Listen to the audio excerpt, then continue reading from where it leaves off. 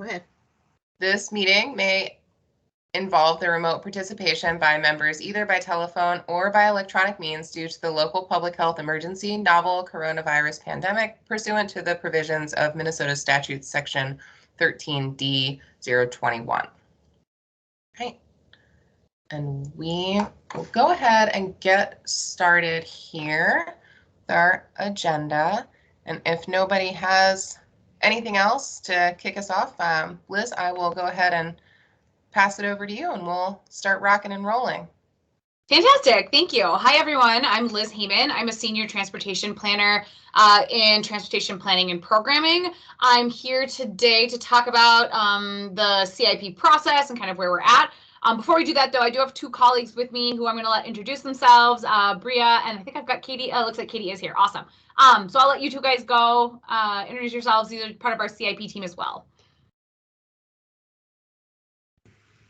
I can go. Hi, everyone. I'm Bria Fast. I'm an associate transportation planner on the CIP team working with Liz and Katie.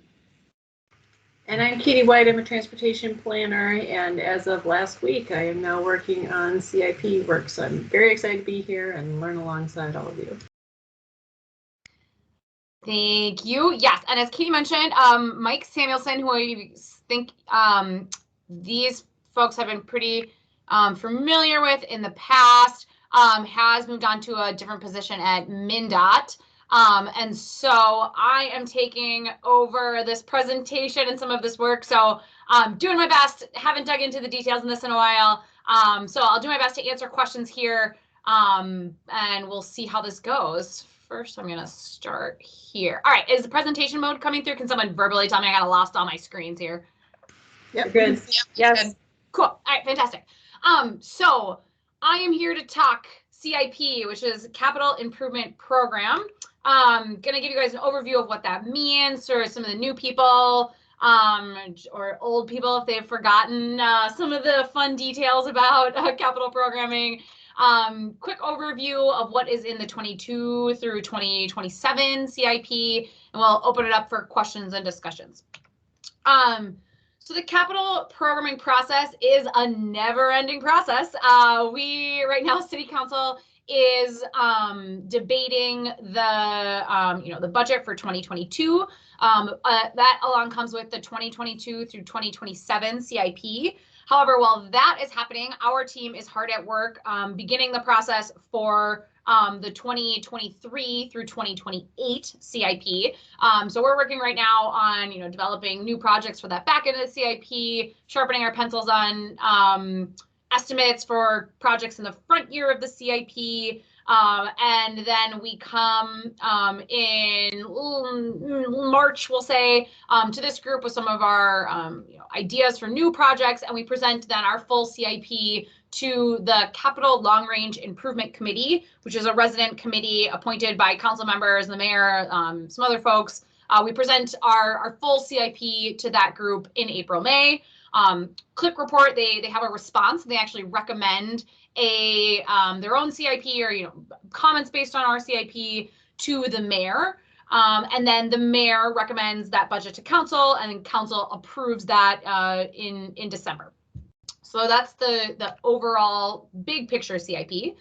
Specifically to Public Works, for our projects, our reconstruction projects, plus our other projects, we use our 20-year streets funding plan, which is a data-driven process with a focus on racial and economic equity to help us prioritize our projects. We have an annual reporting as part of this plan. The plan was put together in 2016 when City Council increased the capital improvement program by about $22 million of new funding. So to help look at how we'd spend that new funding, we use this plan.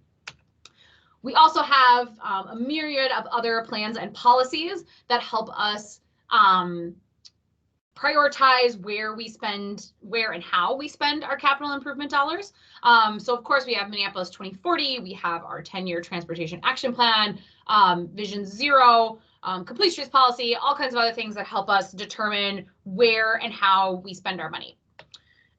Specifically wanted to call out that there is this really important tie between transportation planning and climate action plans. And this was just a guiding principle within the 10-year transportation action plan to make sure we're looking, really closely at how we forward our climate goals in the city through our projects. Other big piece for capital improvements is how we partner and collaborate with some of our other agencies within the city limits. So looking at how we can partner up with Metro Transit to spend our money on things like arterial bus rapid transit, as well as looking at how we can partner with the county to help fund their projects. There is a statutory requirement that the city pays in for a portion for county projects. So we always have a very strong seat at the table for some of those projects. Other big piece is leveraging outside funding, which I want to say is also on this agenda for this group, about talking about regional solicitation. If it's not, I'm sure it will come that way soon. In the past CIP, we leveraged over $30 million in federal and state funding. So what that means is we use our local money as match and then go after other big projects that not only helps us fund these larger projects, but then obviously there's that trickle down effect that we have more of our local dollars to spend on other projects when we're filling other, bigger holes on bigger projects with federal money that comes in through grant processes and mostly grant processes. Some key milestones from last year, so 2020, big one is we built 17 new miles of protected bike lanes. That's between I'm going to misspeak there. That's between 2017 and 2020 is that number. Upgraded, thousands of ADA ramps, built 538 new curb extensions, and improved 30 miles of pedestrian realm, including sidewalks and boulevards. So definitely having a really big impact. And you can see that all around the city. Specifically, I kind of already mentioned this one, 2.1 miles of improved pedestrian realm. So we're closing sidewalk gaps, we're putting in pedestrian lighting, we're doing safety conversions, and again, upgrading ADA ramps. I believe Mike came and spoke to this group about this last year through the last round of CIP. So unfortunately, last year, as we were working with our finance department, there was a change in bond funding, and there was a very large impact to the out years, so the back end of our CIP. The 2021 programming levels ended up not being consistent with what we had been given as bonding targets, and we ended up with $56 million less in bonding money available when comparing that to our bonding targets from the previous CIP. What this meant is that there were delays to construction projects. There were cuts across the board to our paving, bridge, traffic, bike Ped programs. And just something to know is that council approves bonding targets annually, and we'll be looking at approving those again coming up here in February. A little bit more specifically about what those cuts look like. We did try and prioritize holding as much funding as we could for our bicycle and pedestrian projects. You can see, though, that they did take a 6% and 8% cuts as well. Then we have 10% across our paving program. We postponed some bridge work. And then we just had a whole host of projects that were either postponed or delayed and put into the back years of the CIP. Let's see, a little bit specifically more about those impacts to our bike Ped programs. Our Vision Zero program was reduced specifically in 2022 from $1 million to $800,000. We paused our sidewalk up funding in 2022. However, we did have new federal funding that was included and matched in. So we had a win for the Hennepin-Dunwoody bikeway project. We had funding for our Green Central Safe Routes to School project, as well as federal funding coming in for our Phillips Neighborhood Pedestrian Safety project. We had no change in our funding levels to our ADA ramp program, our defective sidewalk program, some trail gaps, and the NORTHSIDE Greenway. We also did manage to introduce a new program, our public spaces program, which I'll talk a little bit about later in the presentation. So giving into an overview of what is in the 2022 to 2027 CIP, so the one that's in front of council right now, and the one that we presented to the Bicycle and Pedestrian Advisory Committees last year. So of course our Vision Zero program. We have the list on the left. It shows our proposed 2022 Vision Zero corridors. Map on the right shows 2021 and 2022. I don't have the most up-to-date information on this, but I can take down questions if people have them later on. Our defective and hazardous sidewalk program is something that's always really important. Public Works does this work by area. The area kind of rotates. You can see on the right side of the screen here. I know that's really small, even for myself. I have to double check which one's coming up in 22. So we've got yellow areas are our 2022 locations. What this means is we send sidewalk inspectors out. They mark sidewalks within these areas, and then we replace the specific panels that do need replacing. Based on city ordinance, sidewalks are owned and responsible by the property owner. So the work for this does get assessed back to a property owner when panels are replaced.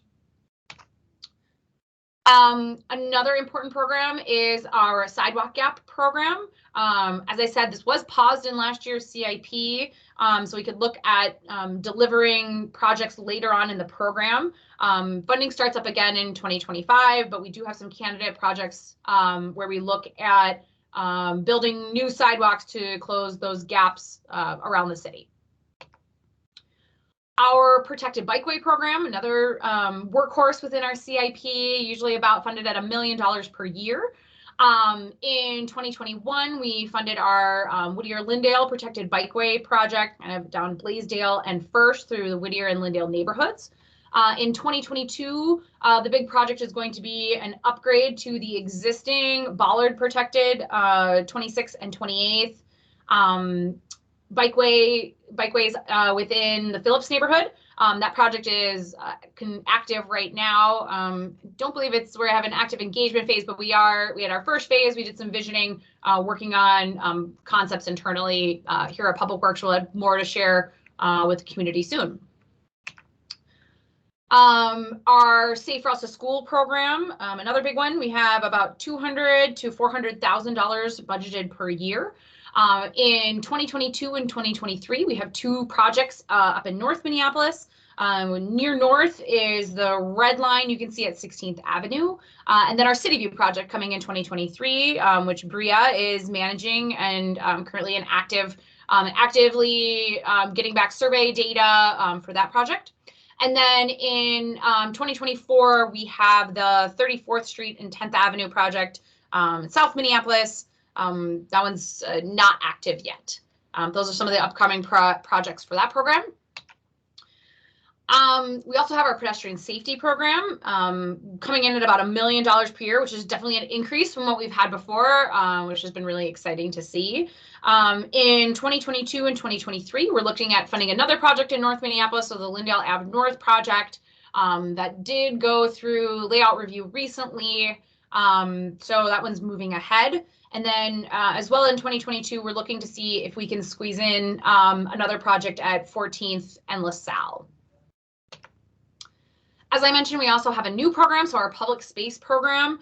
Looking to start that program in 2024, which gives us some time to think through kind of what might be included within this program and how we might roll it out.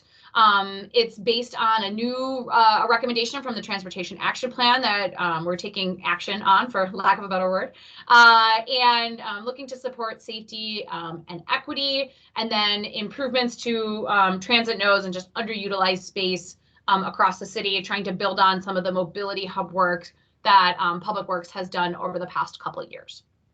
So those are our bicycle and pedestrian programs. We also have a couple standalone bicycle and pedestrian projects that are just, a singular location. So one of those to call out is our Queen Avenue North Bicycle Boulevard. This will be constructed in 2022. So through the whole section of North Minneapolis here, putting in some traffic circles, some different treatments for a bicycle boulevard. We have the 18th Avenue Northeast Trail Gap. which will close a really large gap in the system in Northeast, and looking to start construction for that project in 2023. And then finally, we have the Northside Greenway phase 1. This will be a phase project, looking to start in 2026. We do have some information. We'll be coming looking for some outside funding for this project, but I'm really excited to finally have this one in the CIP. There's been a lot of work and outreach done in the past on this project, and yeah, just happy to see this one kind of moving forward with funding from Public Works. So next steps for this process. So I know the BAC and PAC write and pass their own resolutions on the CIP process and things you're hoping to see. Speaking with Matthew and Chris, looks like that will be happening in this month and early next month in 2022. Then, as I mentioned, we have presentations to click. We do those in April of 2022. And then we will be coming back with updates to tell you all, what projects landed, what things may have shifted, and how things are shaking out for the 2023 through 2028 CIP. I gotta get used to saying those those years this year. So that was pretty fast and a lot of information. So I will stop, and I can actually see people now. This is great. I found my window, and open it up for questions.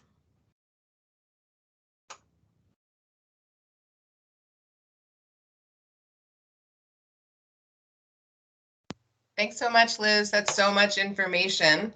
It's definitely a lot to get through. Phil, I see your hand up, and before we kind of move into those questions, I know that we've got some new members on the group here who are maybe hearing the CIP language for the first time. And even though it's been, I think, 3 years since I heard it for the first time, I very vividly remember sitting through this presentation the first time and thinking, Lord, I really don't understand anything that just came at me.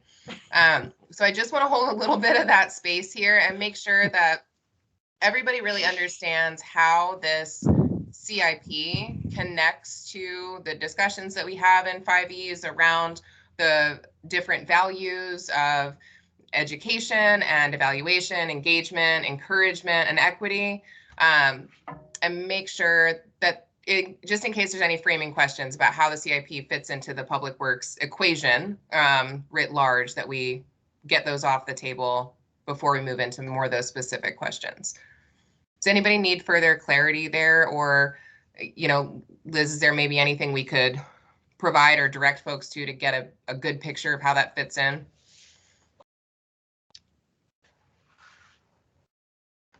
So I think the best place would be to look at the 20-year streets funding plan website.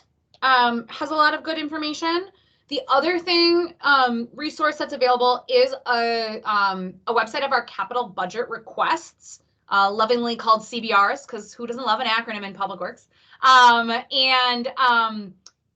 They're a little bit harder to get through, but it is a big list of the entire capital improvement program. And I should note that on that list, which is important to know, is that this isn't just Public Works projects. So when we're talking bonding, we're talking other traffic programs, we're talking money sometimes for surface water and sewer, facilities. And so all of those things come into play when we're talking citywide about the capital improvement program.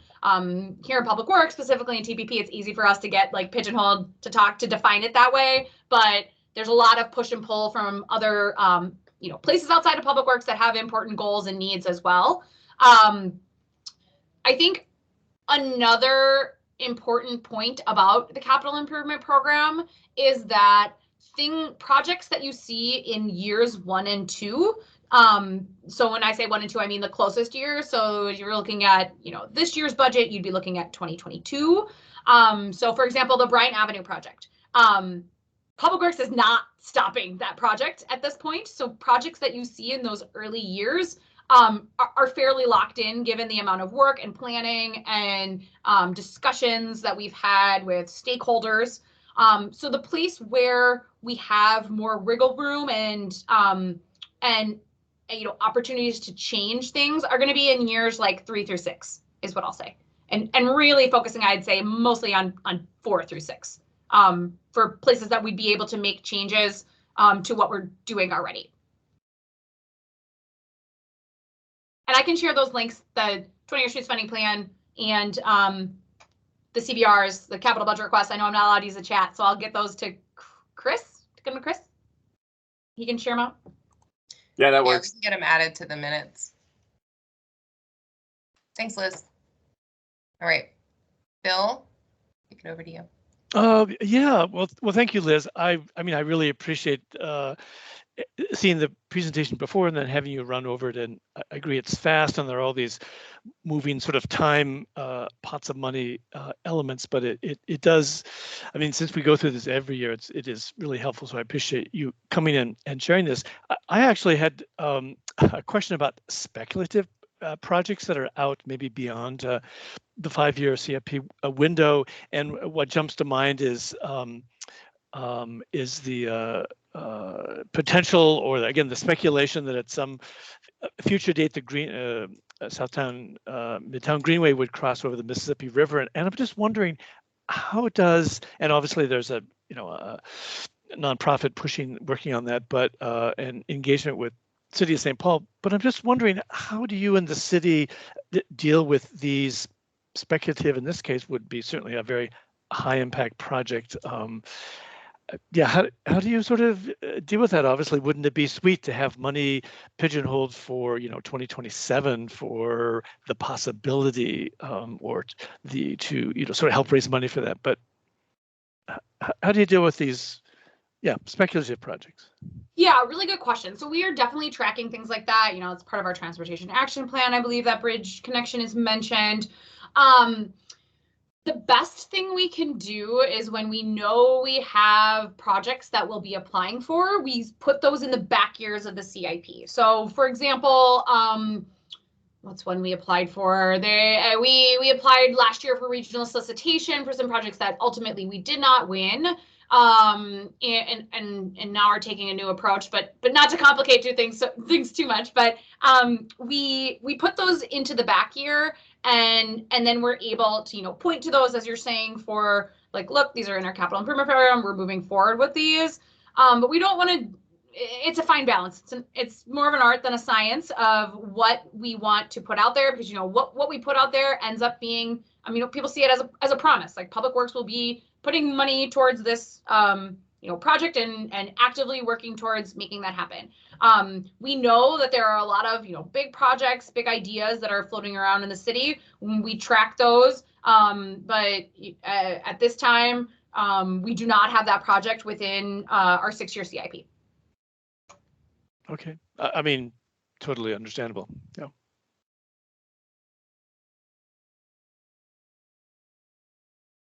But also, I'd say that like a project like that is going to take years worth of planning and engineering work to accomplish. So I mean, CIP is yearly. It's an opportunity every year to put something new like that in there. So it's not like if we're missing out on it this year, it's going to be like a big holdup, I'd say, for a big project like that, because we know it would take so much planning upfront work to accomplish. And if it were to spring, then presumably in the yearly budget cycle, it could just put in, it would be in a CDR or CBR, it would be a city council added element, well, I suppose out of general fund? I mean, there's a potential. We'd probably keep it. We'd probably keep it in the capital budget. It would probably show up like the year after would be. Year after, okay. Yeah, usually. Okay, year after. All right. Thanks.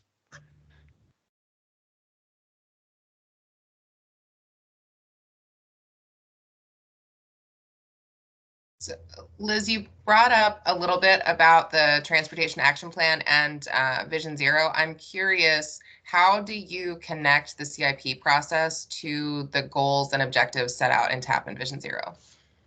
So, couple things. We do a big qualitative screening process. So, the 20-year streets funding plan, specifically on our reconstruction projects, looks towards just a whole host of data points that we use to score actually every block within the city. And then once we come up with, take 1,000 miles of center lines, filtered those through that screening process, kind of spits out a whole range of ideas and locations across the city.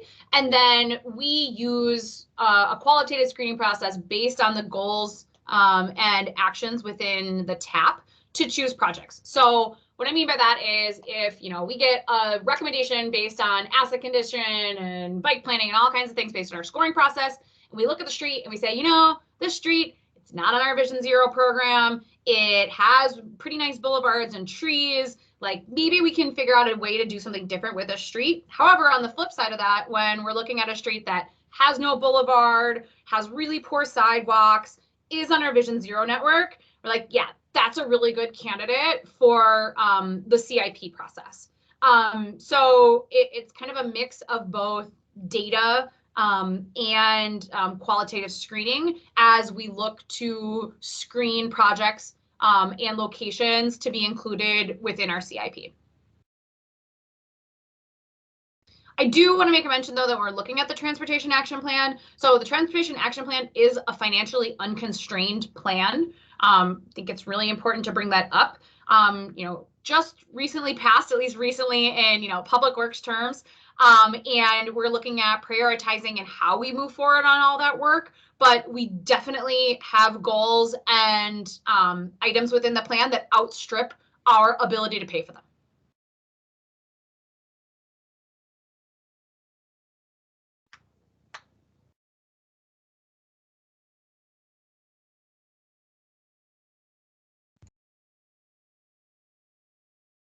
Thanks, Liz. Dan, do you have a question? Yeah. Hi, Liz. Hey, Dan. Hi. I have a question on page 13 on the reconstruction schedule. And the question is about PV 137. It's the first one with the NA behind it, not applicable, or NA, not something. And my question is I recall this, not last year, but the year before, the slated construction was for 2024, and it was funded half with MSA funds. And then last year it got moved back to 2027. And now this year it's showing up as NA. And I don't know if you can answer why that is or what was the reasoning for that. All I know is it's a street with that's been being planned for over 10 years by that community, and it has a bikeway on it, or it's been discussed, and it's a hard thing to see that thing get delayed 3 years and then get dropped off the list. So just to clarify, you're talking about 29th Ave Northeast, right? Is that Right. what you said? Yeah. Yep. Yeah, last year was a difficult year. So 29th Ave Northeast has always kind of been in the back end of the CIP, waiting for kind of its moment to move forward. As I mentioned, we had, those bonding issues that we had to take into account last year, and had to make some pretty hard choices about what could and could not remain within our 6-year CIP. Actually, it looked like I stopped sharing. So hold on 1 second. I just want to explain what happens here because it's important from the perspective of process. 1 second, please. Oh man, I thought I was going to get to the slide. Okay. So what you see here is in this column, that was the 2021 through 2026 adopted. So that was what was adopted by council in December of 2020. Mm-hmm. When we bring our public works recommended CIP, we have way more projects. We have way more projects in the back end than we actually have funding for. And the reason we do that is to help Click, the folks on Click, give them some opportunity to help us prioritize. So we come to Click and we say, look, here are all our projects. Here are the reasons that we have them, within the budget. We would give our recommendation of what we may think is important or not. But we look to Click to help us prioritize what stays in those back years. And then CLIC makes a recommendation, their recommendation to the mayor, and CLIC's recommendation is balanced. So every year, a bunch of projects kind of fall out of the back end of the CIP. This year, it was definitely, sorry, still this year. In the 2022 to 2027 CIP, it was a lot more projects because of those bonding issues that we ran into. And in this column where it says NA, that is everything that fell out from the mayor's recommended 6-year plan. I know that one has been in the works for a while, has a bikeway. I'll say I don't think that one hits our Vision Zero network. And I'd have to check some other networks, but I think that was the big one for kind of how that one fell off the back end. Does that help, Dan? Yeah, thank you for trying to answer that. I know it's not easy to do over it's just a question I have, and I'll continue to. It hurts to see that one go off the radar. I know. Yep, understood. Thank you.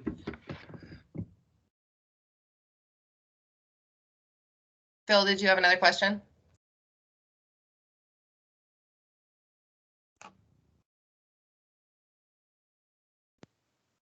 No, thanks. Liz, since you mentioned the council and the mayor, there's probably too soon to know any of these things, but I'm wondering if you have any idea how the changes to the mayor's decision-making process around agencies will impact this process either this year or moving forward? Too soon, unfortunately. We'll share that when we know it, but right now we are asking similar questions. So no updates on changes and processes for us right now.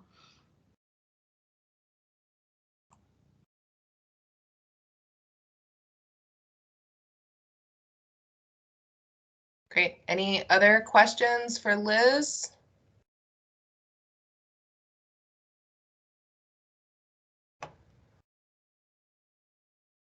All right. Well, for everyone, thanks, Liz, for coming and running us through this whole thing. I'm sure this will not be the last that you hear from us this year about the CIP process, and we'll be working on that resolution over the next month or so.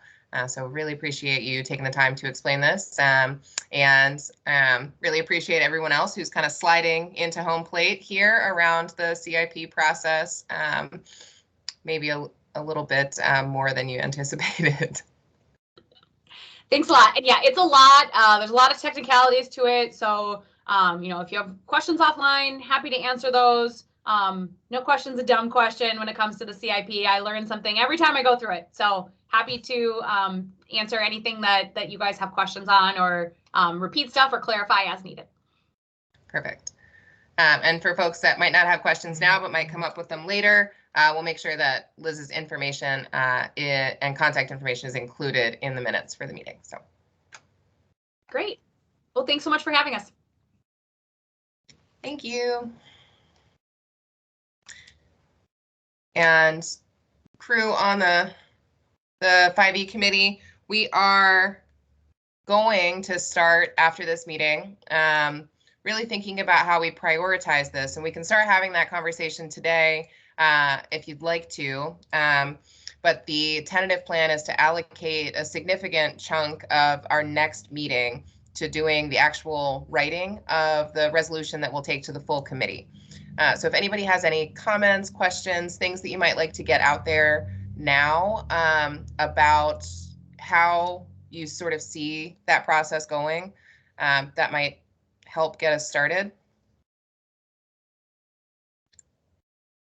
Otherwise, I can also just kind of share that the goal would be to get some of this information together and some of the supporting documents, including the resolution from last year and some of the old presentations, into a kind of working folder that we can share with the committee and get started on some spaces with drafts of different ideas and options. I'd also like to do a follow-up survey with folks about priorities and understanding of the CIP process, so that we're not starting from ground zero when we get started with the drafting in our next meeting. So if that makes sense for everyone, I think that'll probably be an efficient process for us.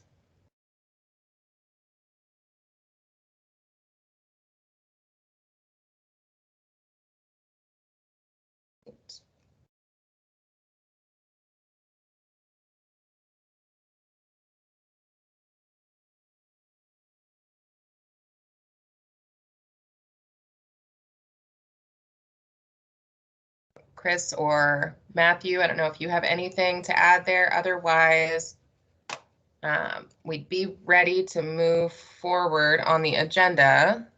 I don't see nothing for me. Okay, thanks, Matthew. Yeah, nothing for me. But looking forward to next month. I'll say that'll be like the big showdown on the CIP resolution. So show up ready to go, and hopefully we can just kind of finish it all up next month and move on to the next thing.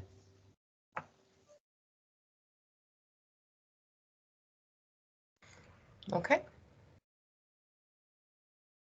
If we're ready, we can move to the regional solicitation application. I don't see Ethan yet. Is Ethan still going to be giving the presentation?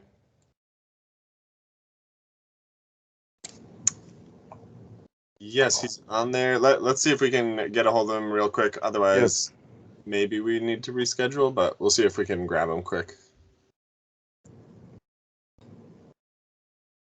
I'm reaching out as well.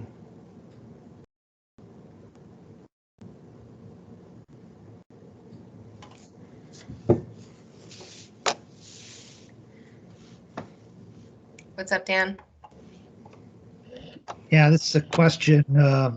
Did I hear it correctly that you're going to get a list of the capital budget requests for this upcoming year? Yeah. Last year. I'll include what we had from last year, but I'll also include the ones from this year. It really helps me when I'm thinking about this to kind of have everything all in one place. Yeah, I'm just surprised that that's a huge document, and yeah, it'll Dan, be a link. It won't. Dan, just to clarify, it's not like the new ones that you get at Click. Those aren't ready quite yet. But it's like the one that's already published. Got it. Okay. That's out there. Yeah. All right.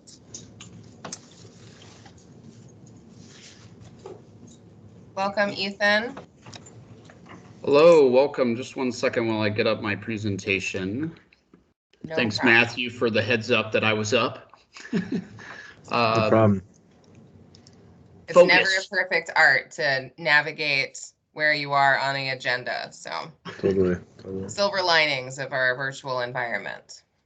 Yes, well, thanks for having me today. Once I get my PowerPoint up here, I will be talking about our regional solicitation and plans for that. The regional solicitation is, okay, just let me share my screen here.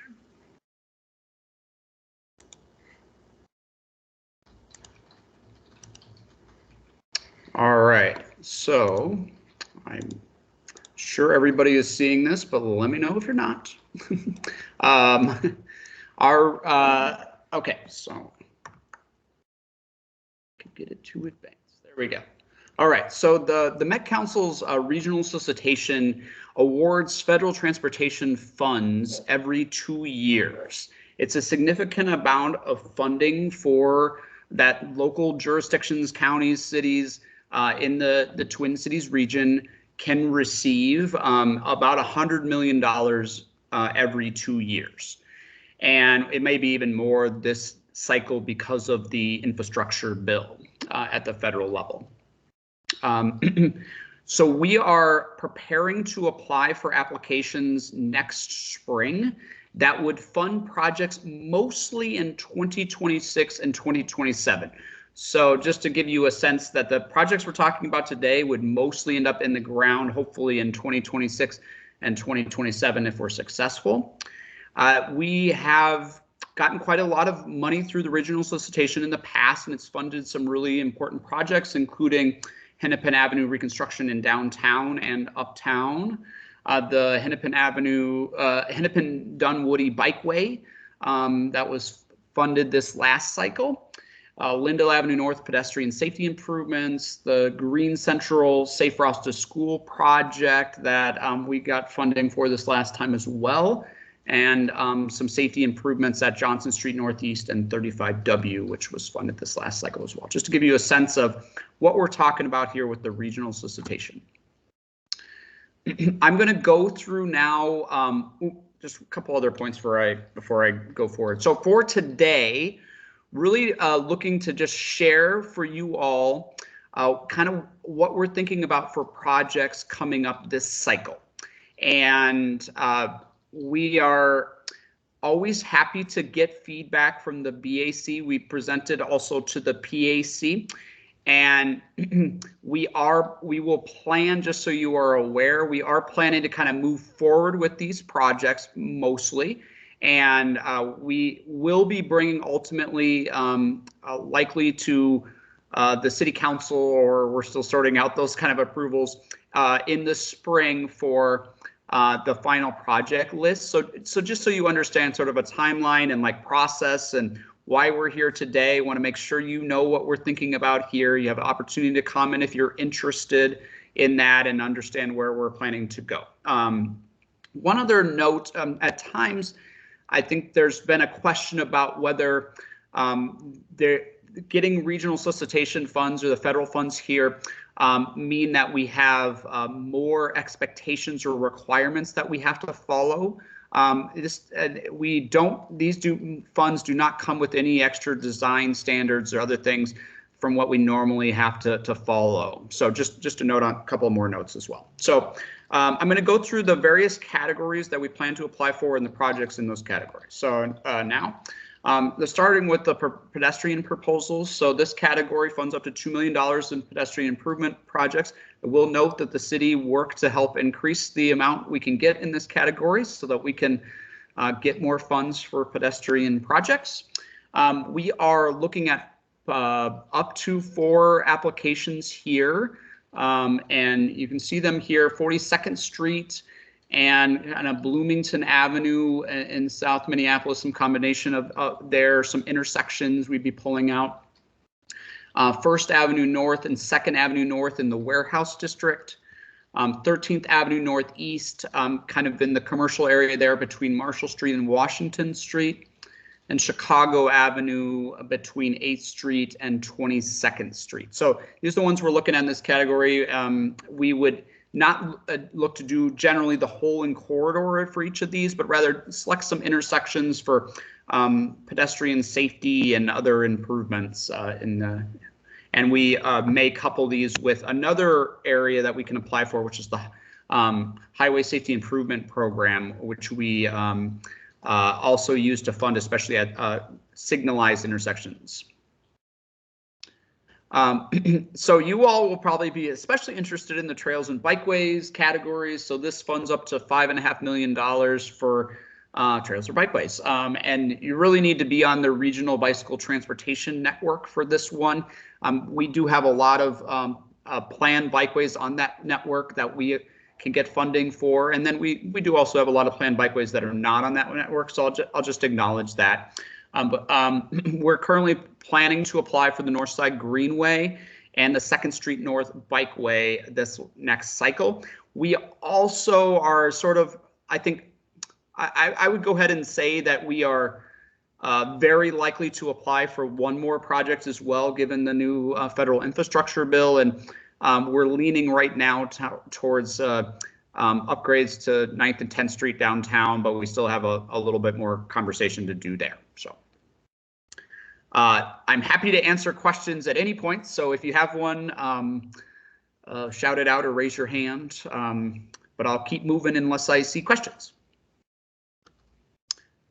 We also will be applying for a project in the Safe Routes to School category. This funds up to $1 million for projects.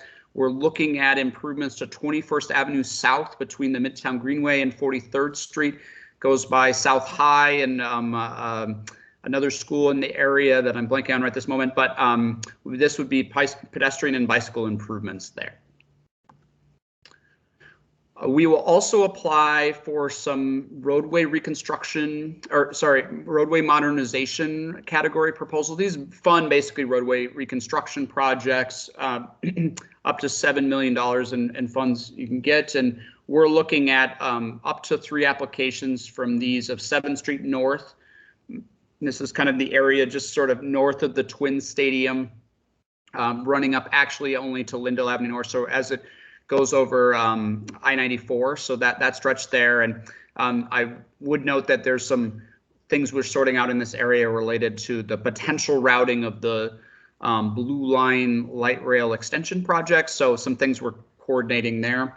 3rd Street South in downtown, kind of the southern part of downtown from Hennepin to the down to the Viking Stadium area. 35th and 36th Street from Nicollet and to Park Avenue. So these are opportunities for us to kind of deliver on our plans, Transportation Action Plan, and other established city goals to deliver the best projects possible through this category. The spot mobility and safety category allows us to fund more intersection improvement on complex intersections, up to $3.5 million here. We are planning to apply for improvements at 26th and Hiawatha that be focused on safety, especially for pedestrians. And also some bike safety improvements would be included in that as well. We were planning to apply for Olson Highway at 7th Street and Lindell intersections. We are likely going to combine that. We're still finalizing this with the 7th Street proposal that I mentioned earlier, and move it more into that category. We recognize the value and opportunity with Olson Highway changes, and I would note that this section of Olson is owned by the city. This for a couple blocks here. There's also a new category to the regional solicitation this year called unique projects, and we are looking to apply for up to $4 million here for mobility hubs expansion. So I think you all are familiar with our mobility hubs work, where we bring together different mobility options, bike share, scooters, and transit access, and other things like that. And so we're looking to expand on our pilot that we've done previously. We also will be applying for a bridge proposal, likely for the Nicollet Avenue over Minnehaha Creek. Get some funding there, hopefully up to $7 million for that. And then we also will plan to apply for traffic management technologies category for what are information technology service improvements to allow us to strengthen our signal systems and other things to make them stronger and give us more opportunities to build in capabilities with signals and other things as well, and other technology things. Yeah, Phil. Yeah, hi, Ethan. Yeah, this one really jumped out at me because, I mean, when I see ITS, I mean, it used to be Intelligent Transportation Systems, but maybe it's has a different name. But I would really love to see some sort of pricing of parking, dynamic pricing, the sort of stuff that has been done in San Francisco that basically sort of better utilizes parking spaces so that we free up space for bike, walk, transit, and green infrastructure.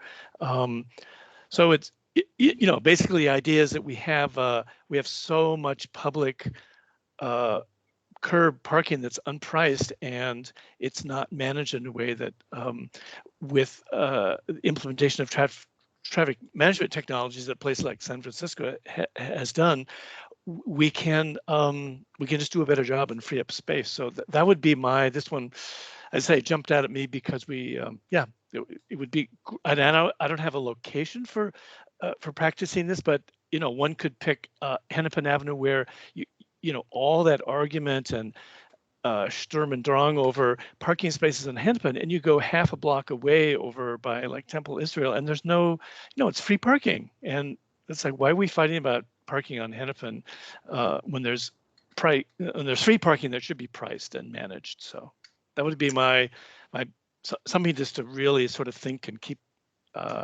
sort of alert to, and look for an opportunity to do a project like that. So that's a great idea, Phil. That would not be a good fit for this particular category, which is focused a bit more on safety and kind of mobility for cars movement, not storage in this particular case. And but you know, it could potentially, I'd have to look at it, but something like that in the future we could consider for a unique projects proposal. Like I mentioned, we are focused on mobility hub expansion in that category right now, and but I know we do have a number of parking, pricing, and technology related actions in the transportation action plan. So definitely on our radar to consider opportunities. And I think it's very thoughtful of you to mention in the context of the regional solicitation and for other categories. So thanks for that. Okay, great. Yeah, we're just looking for the big money here, since I know 100+ million is it's a great kitty. Glad you're working on it. Thanks. Thank you. There's another category on transit modernization. There's also a category kind of in here related for bus rapid transit projects. And I just want to acknowledge that Metro Transit does a great job in this category, and we are working, we are not planning to apply separately, but we will be, working to support good Metro Transit applications in both of those areas in line with our plans. So just wanted to note that as well. Overall, just to provide a summary of this, we're planning to apply between 10 and 15 projects. This solicitation probably closer to the higher end here. We're really looking to bring quite a significant amount of money to support transportation plans in the city. Of the 13 projects where we have potential locations or potential projects with defined locations. So, for example, mobility hubs wouldn't fall in this category. You can see how they're broken, how they're spread around the city. North side having 4, northeast 1, south 5, southwest 3, downtown 3, and then of those 13, 9 are fully or partially in what are areas of concentrated poverty where the majority of people are people of color. So just to give a quick summary of that, I don't, my last slide here is really just reminding you on where we're going next. So we are starting to work on putting together applications. So some of this will include some engagement that you might see out in the world soon.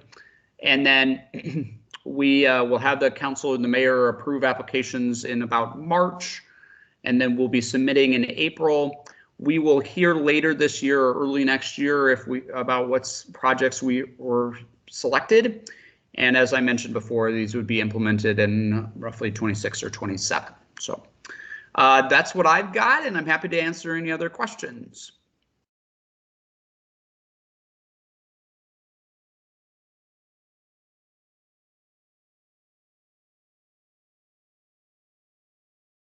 Hey, Dan.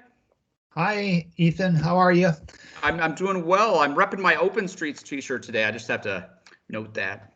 Okay. I brought a t-shirt to BAC, but it's a special one. All right.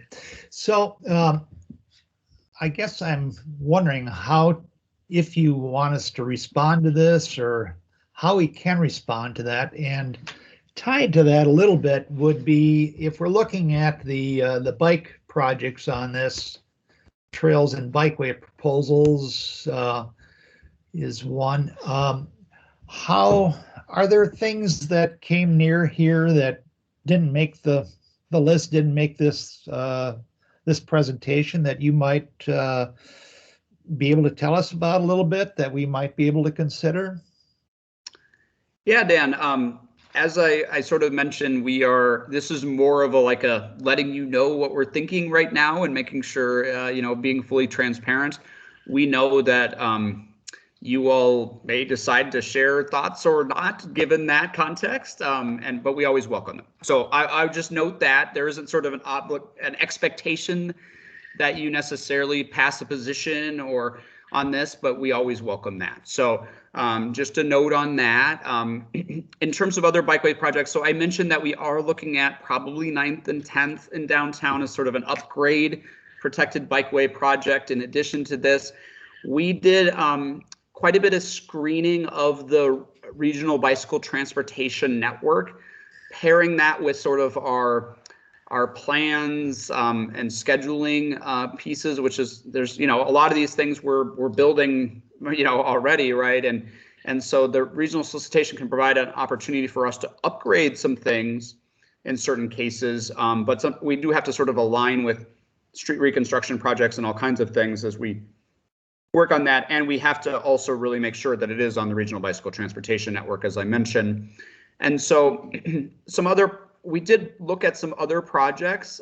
Some of those were in downtown, other bikeways in downtown that we might upgrade in the near term, want to upgrade in 5 years or so. And so there were some of those. We really looked at a lot of the RBTN. So if you look at the regional bicycle transportation network, you'll get a decent sense of what we kind of look to, understand what might be best sense. And then we applied obviously an equity lens here. You can see that at the fore. I think in the project selection here, we know the Northside Greenways had a lot of engagement already. It's a very important planned bicycle connection that I think we're ready to move forward with, and we think would score very well, and hopefully we'll get funded. And the same with 2nd Street North related to the Upper Harbor Terminal project. So, and then 9th and 10th Street in downtown, we just know that downtown projects are likely to score well for the bikeways category. And we do want to balance that with other, making sure that we're building out a citywide network and prioritizing equitably. So hopefully that helps with a little bit of this thinking. I will note just a couple other points there for context is, we were looking at things like Central Avenue Northeast and, Bryant Avenue connections and 3rd Avenue South and downtown, all those types of things.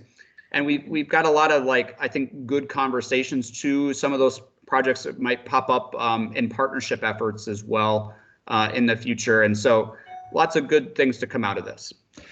Well, great. That's terrific.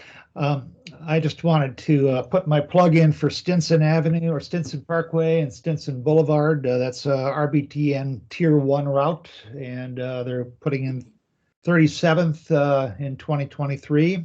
And so that'd be a great one. I know that may be connected with county and the park board, but it'd be nice to see that finally get realized so we can get something between 18th and 37th. Yeah, thanks, Dan, for that. Let me just can't remember the history of our thinking on Stinson for this particular process. I'll admit we talked about this a little bit, but happy to, if there's always a balancing of across the city and what we can apply for. So yeah, happy to hear other ideas that the BAC might want to put forward, but and also recognizing personally, I'm pretty excited about the ones we are putting forward. Yeah, I agree, and but I just wanted to point that out. And if there's dollars available that come with the infrastructure bill and the surplus, and that's one that's would be wonderful to consider. Thank you for that, Dan. Yep, I definitely agree. Thank you.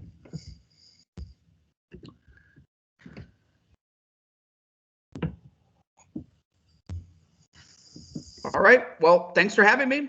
Sorry I was a little late. No problem. Thanks so much, Ethan. Really comprehensive. Gives us a lot to think about. Great. Take care, everyone.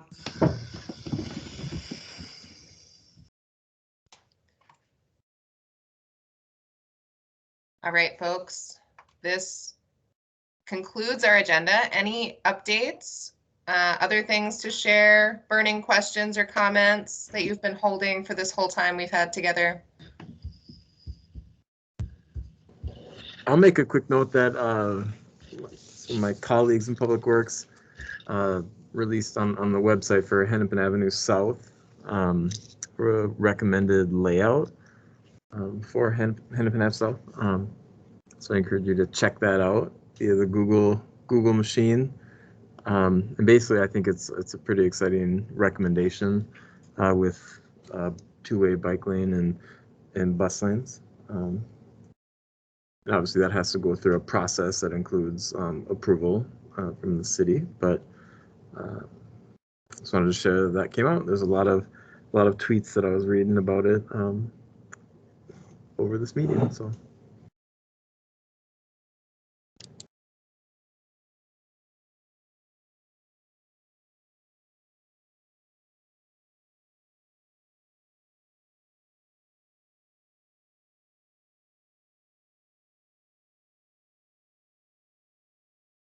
All right, Chris and Dan, I see your faces. Who's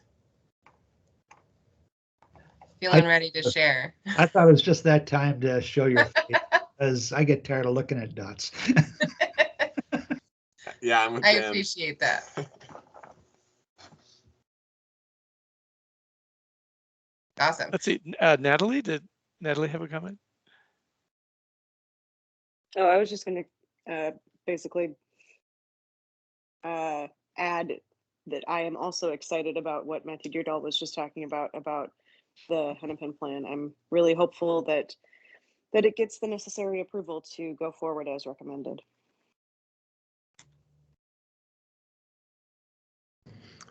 I'll also say you'll have the opportunity as a body to say that. It should be on our January engineering committee subcommittee meeting.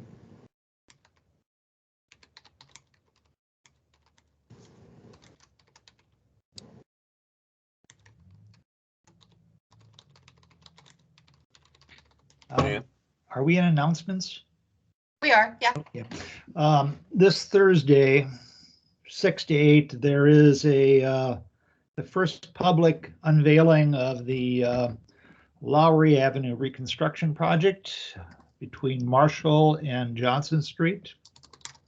I don't have the, you can find the link to it on the Livable Lowry site, or you can email me and I'll send it to you. But if you're interested in hearing about that, it's a big project in Northeast and probably the biggest that has happened in some time. Be a good one for you to check out in advance of when they come to see you.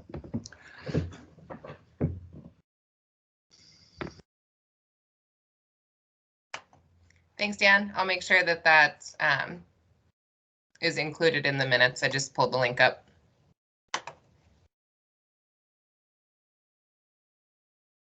I'd say that there's a fundraiser for the Midtown Greenway for all of us ready for the outdoor heaters drinking. That's tomorrow, 3 to 7, maybe something like that. Time to get into winter outdoor activities.